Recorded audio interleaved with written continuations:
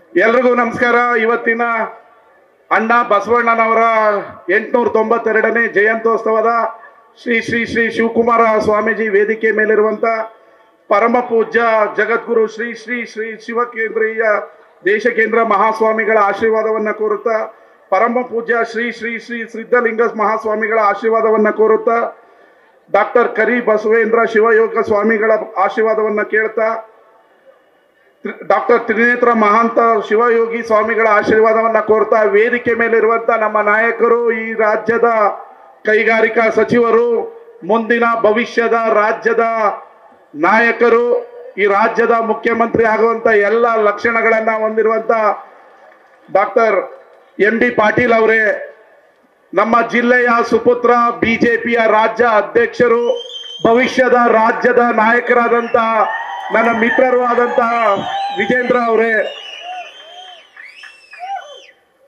ಮಾಜಿ ಪೊಲೀಸ್ ಅಧಿಕಾರಿ ಆದಂತ ಹಾಗೂ ಹಿರಿಯರು ಆದಂತ ಶಂಕರ್ ಬಿದ್ರಿ ಅವರೇ, ನನ್ನ ಸ್ನೇಹಿತರಾದಂತ ಪುಟ್ಟರಾಜು ಅವರೇ, ಹಾಗೂ ಈ ಜಿಲ್ಲೆಯ ಮಾಜಿ ಸಚಿವರು, ನಮ್ಮ ನಾಯಕರು, ಮೇಲ್ಕೋಟೆ ವಿಧಾನಸಭಾ ಕ್ಷೇತ್ರದ ಮಾಜಿ ಶಾಸಕರಾದ ಪುಟ್ಟರಾಜು ಅವರೇ, ಶ್ರೀರಂಗಪಟ್ಟಣದ ಬಿಜೆಪಿಯ ನಾಯಕರು, ಮಿತ್ರರು ಆದಂತ ಸಚ್ಚಿದಾನಂದ ಅವರೇ, ಹಾಗೂ ವೇದಿಕೆ ಮೇಲಿರುವಂತ ಎಲ್ಲ ಗೌರವಾನ್ವಿತ ಗಣ್ಯರೇ, ಇವತ್ತು ಅಣ್ಣ ಬಸವಣ್ಣನವರ 1892ನೇ ಜಯಂತ್ಯೋತ್ಸವನ ಮಂಡ್ಯದಲ್ಲಿ ಆಚರಣೆ ಮಾಡ್ತಿದ್ರ. ಬಸವಣ್ಣನವರ ಆದಿಯಲ್ಲಿ ಅವರು ಸರ್ವ ಧರ್ಮ, ಬಡವರ ಎಲ್ಲ ಧರ್ಮವನ್ನ, ಏಕತೆಯನ್ನ ಕಾಪಾಡಿದಂತ ಬಸವಣ್ಣನವರ ಜಯಂತಿಯನ್ನ ಆಚರಣೆ ಮಾಡ್ತಾ ಇರೋದು ಬಹಳ ಸಂತೋಷ.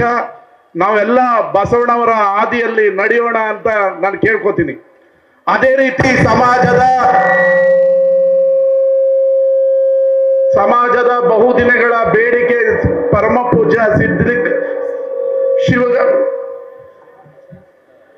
ಪೂಜ್ಯ ಶಿವಕುಮಾರ ಮಹಾಸ್ವಾಮಿಗಳ ಹೆಸರನ್ನ ಮಂಡ್ಯ ನಗರದ ಒಂದು ರಸ್ತೆಗೆ ಇಡಬೇಕು ಅಥವಾ ಸರ್ಕಲ್ಗೆ ಇಡಬೇಕು ಅಂತ ಸಮಾಜದ ಬಹುದಿನಗಳ ಬೇಡಿಕೆ.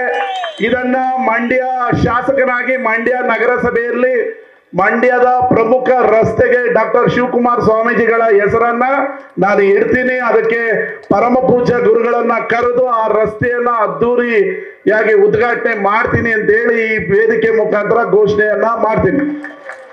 ಅದೇ ರೀತಿ ವೀರಶೈವ ಸಮಾಜದವ್ರಿಗೆ ನಾನು ಹೇಳಿದೆ, ನಿಮ್ಮ ಸಮಾಜದಲ್ಲಿ ಬಡವರಿದ್ದಾರೆ, ಅವರ ಕಲ್ಯಾಣ ಮಂಟಪವನ್ನ ನೀವು ಇಲ್ಲಿ ಮಂಡ್ಯದಲ್ಲಿ ಒಂದು ಕಟ್ಟಬೇಕು, ಅದಕ್ಕೆ ಹಣವನ್ನ ನಾನು ಒದಗಿಸ್ಕೊಡ್ತೀನಿ ಅಂತ ಹೇಳಿದೆ. ಅದಕ್ಕೆ ಸಮಾಜದವರು ಕೂಡ ಎದುರುಗಡೆ ಇರುವಂತ ಹಾಸ್ಟೆಲ್ ನಲ್ಲಿ 1 ಎಕರೆ ಜಾಗ ಇದೆ, ಅಲ್ಲಿ ಕಟ್ತೀವಿ ಅಂತ ಹೇಳಿದರೆ ಇದಕ್ಕೆ 1 ಕೋಟಿ ರೂಪಾಯಿಯನ್ನ ನಮ್ಮ ಸರ್ಕಾರದಿಂದ ಬಿಡುಗಡೆಯನ್ನ ಮಾಡ್ತೀನಿ. ಮುಂದಿನ ದಿನಗಳಲ್ಲಿ ಗುರುಗಳನ್ನ ಕರೆದು ಅದಕ್ಕೆ ಭೂಮಿ ಪೂಜೆ ಮಾಡಿ ಸಮಾಜದ ಮಕ್ಕಳ ಭವಿಷ್ಯದ ಕಲ್ಯಾಣ ಮಂಟಪವನ್ನ, ಬಡವರಿಗೆ ಅನುಕೂಲ ಆಗೋದಕ್ಕೆ ವೀರಶೈವ ಕಲ್ಯಾಣ ಮಂಟಪವನ್ನ ಕಟ್ಟಿ ಅದಕ್ಕೆ ಅಣ್ಣ ಬಸವಣ್ಣನವರ ಹೆಸರನ್ನ ಇಡಿ ಅಂತ ನಿಮ್ಮಲ್ಲಿ ಕೇಳ್ಕೊಂಡು, ಈ ವೇದಿಕೆ ಮೇಲೆ ಹಲವಾರು ಜನ ಇದ್ದಾರೆ, ಎಲ್ಲರೂ ಮಾತಾಡಬೇಕಾಗಿದೆ. ನನ್ನ ಎಲ್ಲರಿಗೂ ನಮಸ್ಕರಿಸ್ತದ. ಬಸವಣ್ಣವರ ಆದಿಯಲ್ಲಿ ಎಲ್ಲ ಇಡೀ ಮಂಡ್ಯ ವಿಧಾನಸಭಾ ಕ್ಷೇತ್ರದಲ್ಲಿ ವೀರಶೈವ ಸಮಾಜ ಎಲ್ಲಿದೆ ಆ ಹಳ್ಳಿಗಳಲ್ಲಿ ಹಲವಾರು ಅಭಿವೃದ್ಧಿ ಕಾರ್ಯಗಳನ್ನ ಮಾಡ್ತಾ ಇದೀವಿ.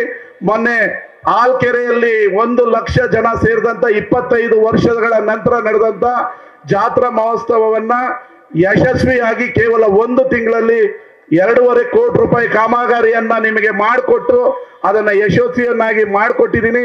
ನಿಮ್ಮೆಲ್ಲರ ಆಶೀರ್ವಾದ ಇರಲಿ ಅಂತ ಹೇಳಿ ನನ್ನ ಮಾತನ್ನ ಮುಗಿಸ್ತೀನಿ. ಧನ್ಯವಾದಗಳು, ನಮಸ್ಕಾರ. ನ್ಯೂಸ್ ಫಸ್ಟ್, ನಿರ್ಭೀತಿಯಿಂದ ನಿಮ್ಮ ಪರವಾಗಿ.